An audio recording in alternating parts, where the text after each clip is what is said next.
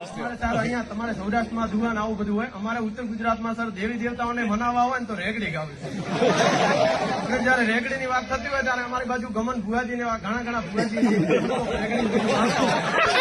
બરાબર છે.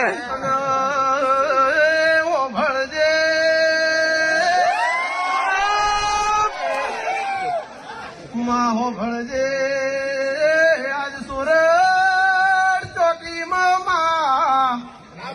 સભા ભેળી મળી હોય, મારા અધિકારી તાલીમાર્થી હવોણા બેઠા હોય,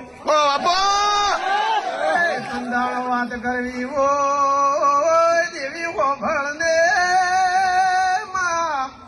માયા વેળા તો ઘડીએ મારી ઉની માતા ક્યું બોલી રહી હોય ભાઈ.